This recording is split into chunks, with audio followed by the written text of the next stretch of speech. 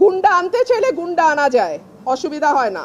একজন আমাকে ধাক্কা দিয়েছেন, পাঞ্জাবি পরা, হ্যাঁ, একজন ধাক্কা দিয়েছেন, তারপরে আমার লোক তো বসে থাকবেন, আমি তো একজন মহিলা, এবং পরে যখন আমার লোকজনকে মারধর করেছে আমার লোকজন জবাব দিয়েছে। সিম্পল।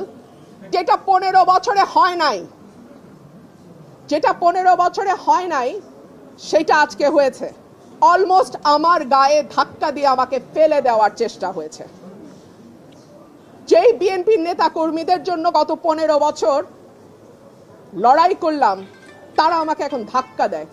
মানে বিজয়নগরের ভোটার সংখ্যা বা ব্রাহ্মণবাড়িয়া 3-এর ভোটার সংখ্যা 6,10,000, আর আমাদের যেটা সরাইল আশুগঞ্জ সেখানে ভোটার সংখ্যা 4,20,000-এর মতো, আর এই 3টা ইউনিয়নের ভোটার হচ্ছে 1 লক্ষ।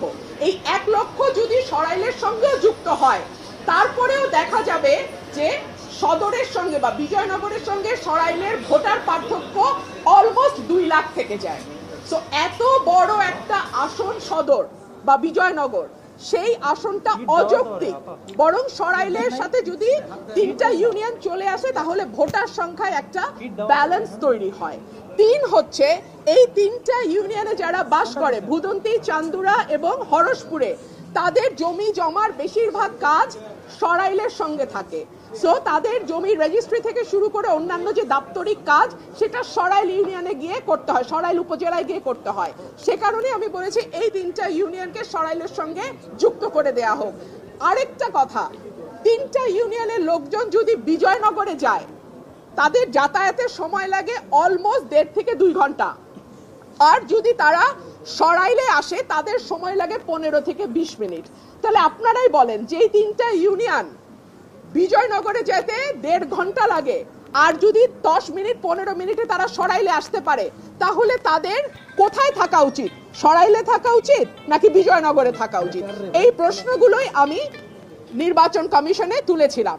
অত্যন্ত দুঃখজনক ব্যাপার হলো এখানে একটি মারামারি হয়েছে। আমি যেহেতু একজন আইনজীবী, আমি মনে করেছি আমার কেস আমি নিজেই প্রেজেন্ট করব। সো আমার কেস আমি প্রেজেন্ট করেছি।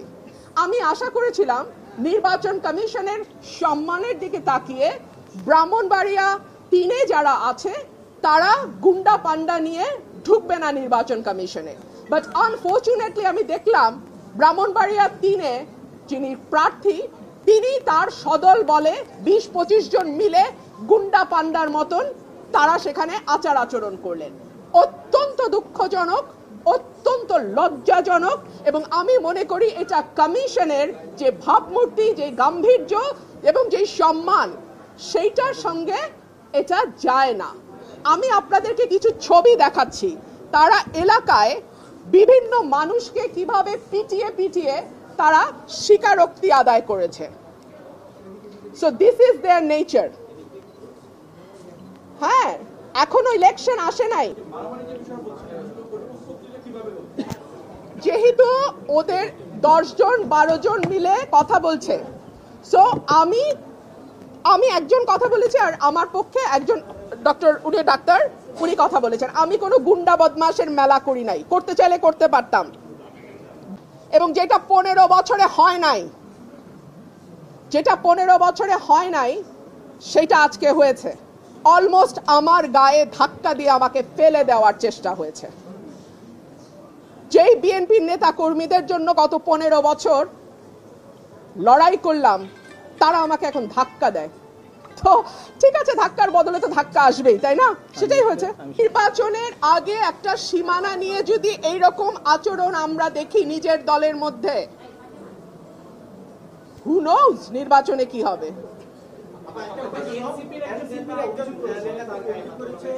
আপনি তাকে ধাক্কা দিয়েছেন, সেকেন্ড টাইম পরে পেছনে ভিডিওতে দেখা গেছে যে আপনি দাঁড়িয়ে আছেন, পেছনে কয়েকজন তাকে মারধর করতেছে, এবং সে অভিযোগ করছে যে আপনার যারা গুন্ডাপান্ডা আছে তারা। মুশকিল হচ্ছে উনি যেহেতু খুব পরিচিত কোনো মুখ নন, উনি এনসিপি থেকে এসেছেন না জামাত থেকে এসেছেন আমি জানি না, তবে উনি প্রথম, আমি জানি না যার কথা আপনি বলছেন, একজন আমাকে ধাক্কা দিয়েছেন, পাঞ্জাবি পরা, হ্যাঁ, একজন ধাক্কা দিয়েছেন, তারপরে আমার লোক তো বসে থাকবেন, আমি তো একজন মহিলা, এবং পরে যখন আমার লোকজনকে মারধর করেছে আমার লোকজন জবাব দিয়েছে।